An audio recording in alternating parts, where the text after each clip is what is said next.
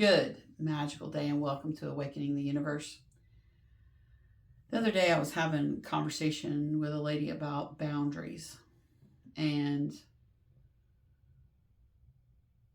we were talking about people, about setting boundaries and people walking over the boundaries. And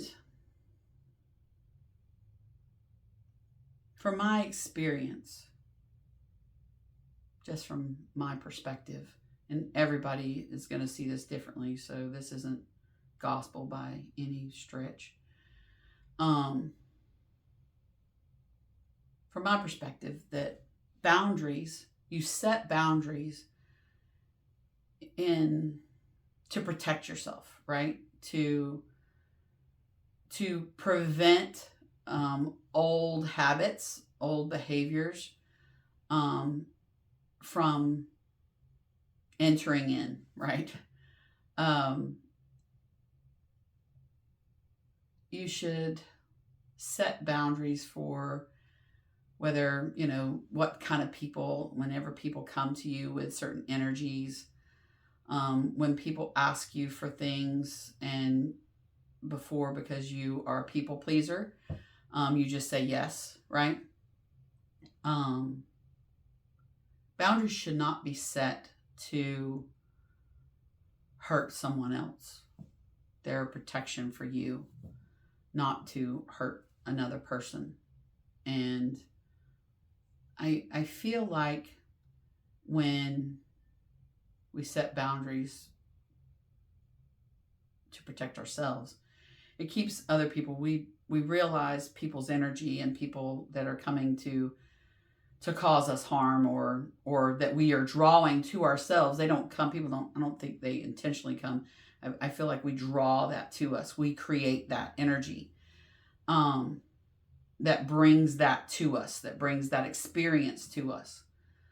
But when we create it just to hurt someone else, or to blame someone else, or to create a boundary so that whenever someone crosses it, you can blame them, I think that's where we screw up, right?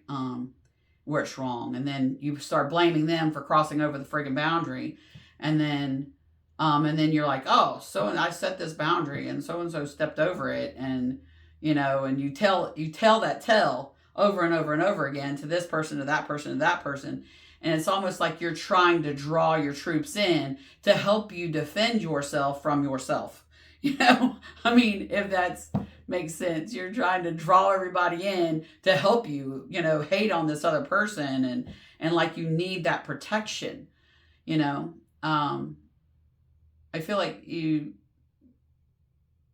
just protect yourself. You don't need other people to come in and to hate on that person or hate on this situation. And when you created it for yourself, you created that situation by your energy, by your thoughts, by your actions, right? And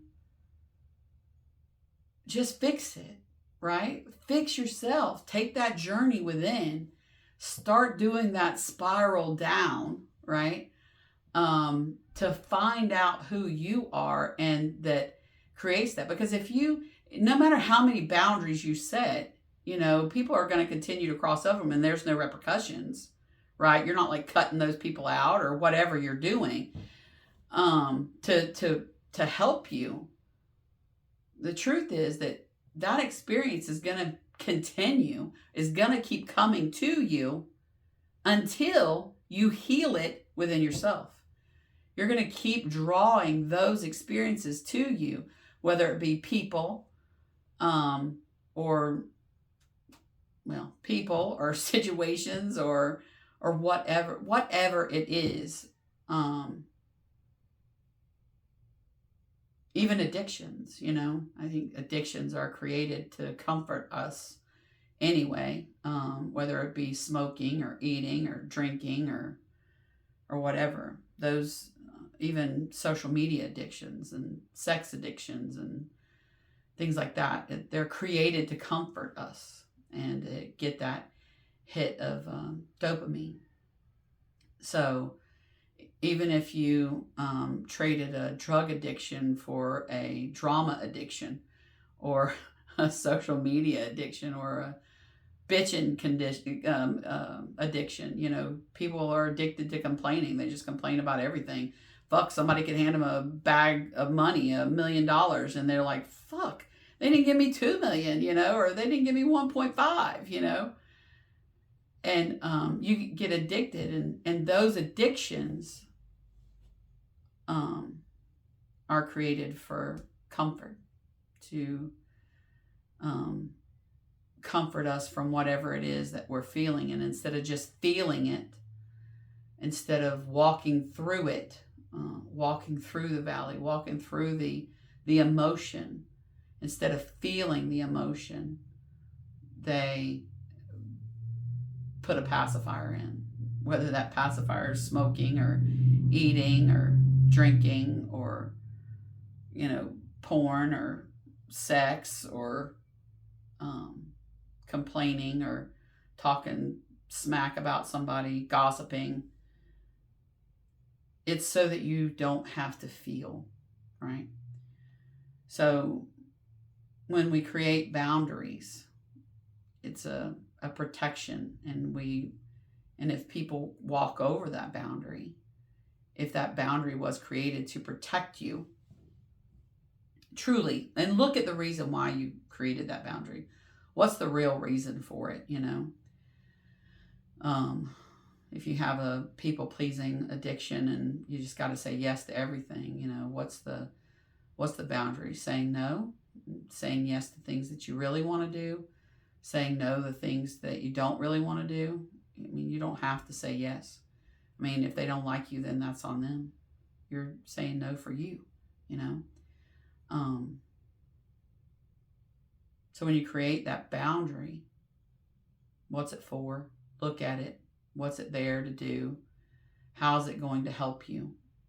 And how's it going to help you heal whatever the wound is? And shift the energy. I think too, sometimes if we just shift our perspective, and we call that a boundary. I don't know.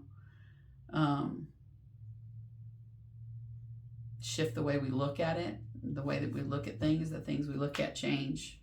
Wayne Dyer says in that book he wrote about the Tao Te Ching, change your thoughts, change your life, live in the wisdom of the Tao. If you ever get an opportunity to read that book, do it. It's great.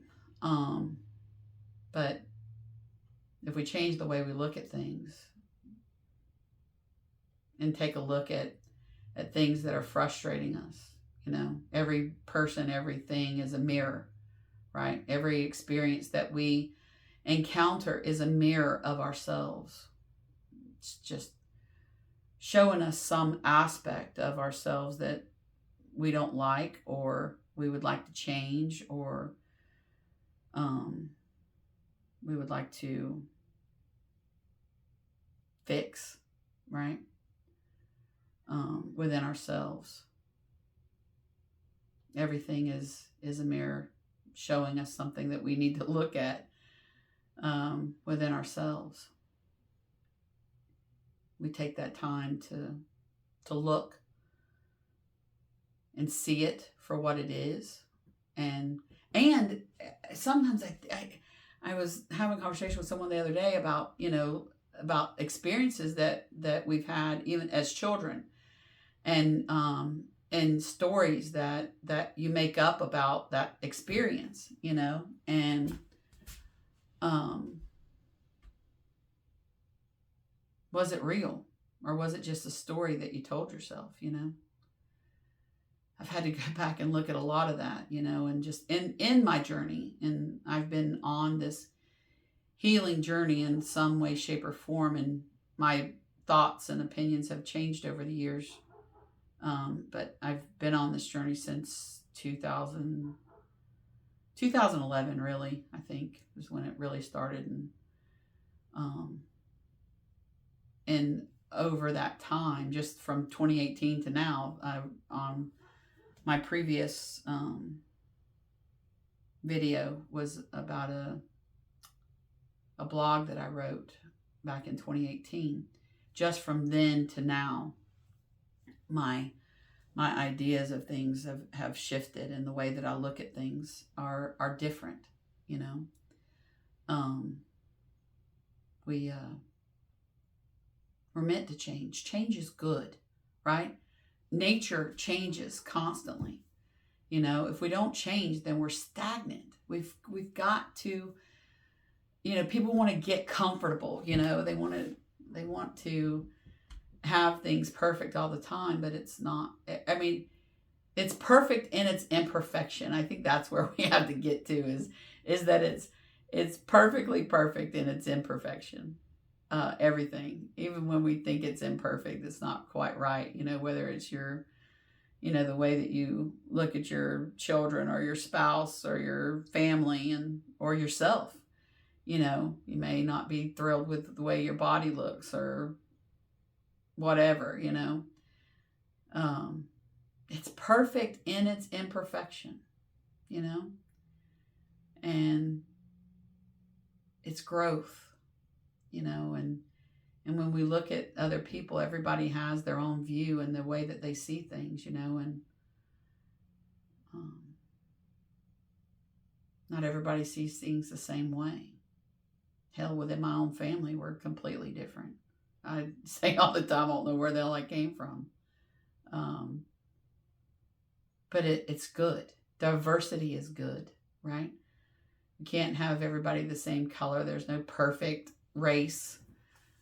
Um, Anybody that thinks that is off their chain. And there's no perfect color. There's no perfect face. There's no perfect anything. It's perfect in it. Everything is perfect.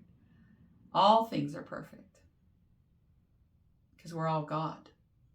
Everything. God is in everything. That energy that creates worlds lives in every single thing. It lives in this yoga ball that I'm sitting on, and it lives in these walls, this space. So take that dive inward. Take that spiral walk inside. Ask yourself questions about everything. Question it all. Things are never going to be the same. They're going to change. You're changing. You're not every day. Every cell in your body changes multiple times over throughout the year. And you're not the same body. You're not the same mind. And if you're not growing, you're stagnant, right? If you're not learning, if things aren't happening that you learn from, if you're not questioning every aspect of your life, then where are you? What are you doing? You know, you're just not living. I can tell you that.